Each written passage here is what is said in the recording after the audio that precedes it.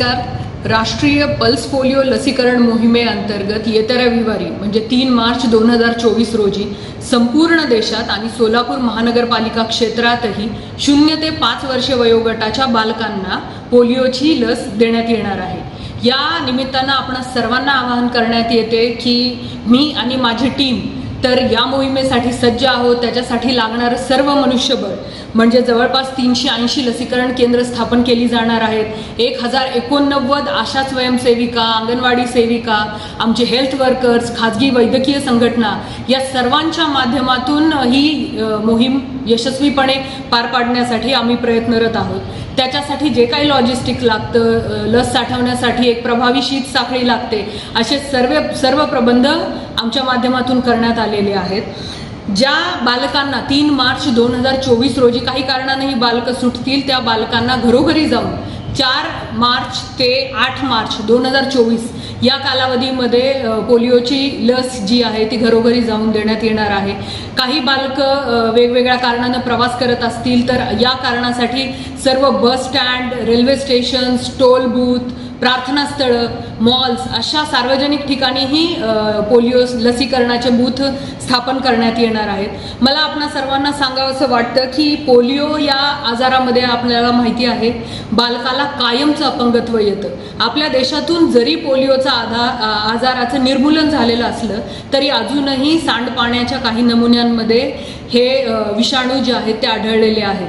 त्यामुळे आपल्या देशातल्या बालकांचं या जीवघेण्या आजारापासून संरक्षण करण्यासाठी एक पालक म्हणून तर आपली जबाबदारी आहेच, पण या देशाचे नागरिक म्हणूनही आपली जबाबदारी आहे की पोलिओच्या विषाणूचा आपल्या देशामध्ये पुन्हा शिरकाव होणार नाही.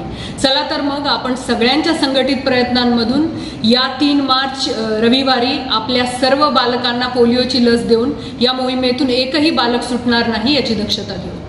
जसे आपण सर्वांना ज्ञात असेल की सोलापूर महानगरपालिकेच्या 31 संवर्गांच्या 302 पदांसाठीची भरती प्रक्रिया नुकतीच TCS कंपनीच्या माध्यमातून आणि शासनाने दिलेल्या निर्देशानुसार 15, 16 आणि 17 फेब्रुवारी रोजी पार पडलेली आहे.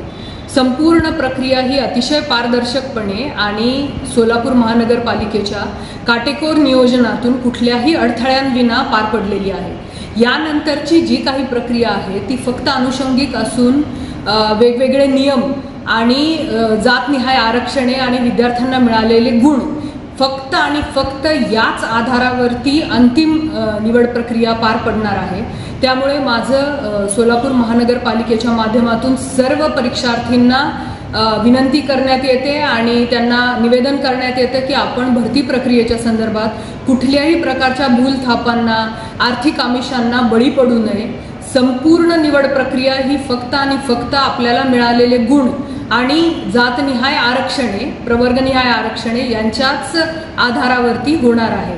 तरी कुठल्याही प्रकारच्या गैरव्यवहारांपासून, भरती प्रक्रियेसंदर्भातल्या इतर आर्थिक विषयांपासून आपण स्वतःचा बचाव करावा असं आवाहन आपण सर्वांना करण्यात येते. सर्वांना शुभेच्छा.